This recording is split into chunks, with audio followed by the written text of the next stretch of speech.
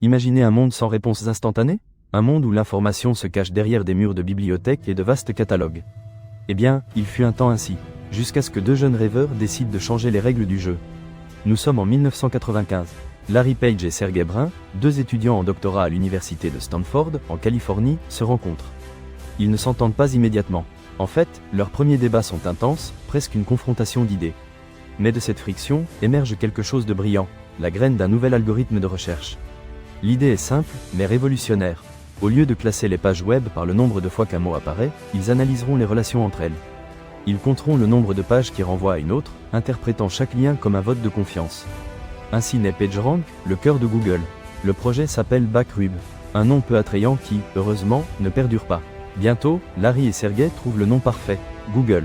Un jeu de mots avec Google, le terme mathématique pour un insuivi de 100 zéros. Un chiffre qui reflète leur ambition, organiser l'immensité de l'information sur le web. L'étape suivante est cruciale, ils ont besoin d'espace et de financement. Et c'est là qu'entre en jeu le fameux garage, celui de Susan Wojcicki, qui deviendra plus tard PDG de YouTube. Là, entre outils et cartons, Larry et Sergey montent leur premier bureau improvisé. Nous sommes en 1998. Google est officiellement lancé. Les débuts sont modestes, mais la croissance est fulgurante. Le bouche à oreille fonctionne. Google offre des résultats plus précis et plus rapides que ses concurrents. En peu de temps, le garage devient trop petit. Déménagement, levée de fonds, nouveaux employés. Google se développe à la vitesse de la lumière. Mais le chemin n'est pas sans obstacles. Les serveurs sont surchargés, la concurrence se resserre, les critiques concernant la gestion de la vie privée commencent à surgir.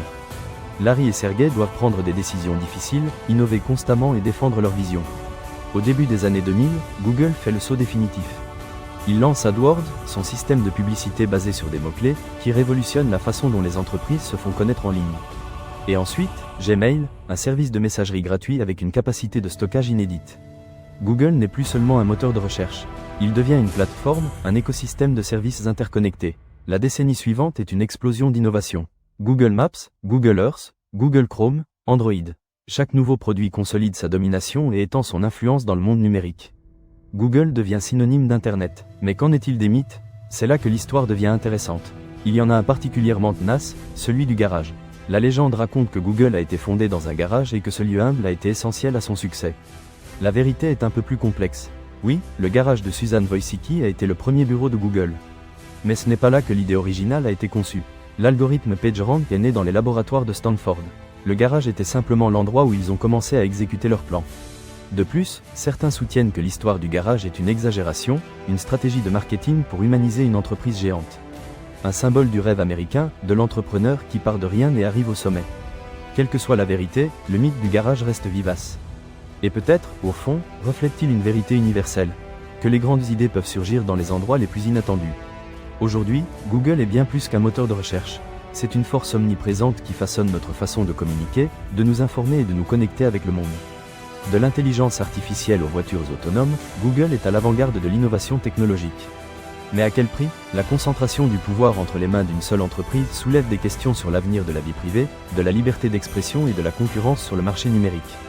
Google doit relever le défi d'équilibrer son ambition de transformer le monde avec la responsabilité de protéger les droits et les valeurs de la société.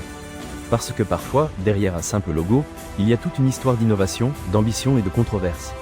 Une histoire qui nous invite à réfléchir sur l'impact de la technologie sur nos vies. Avez-vous aimé cette histoire?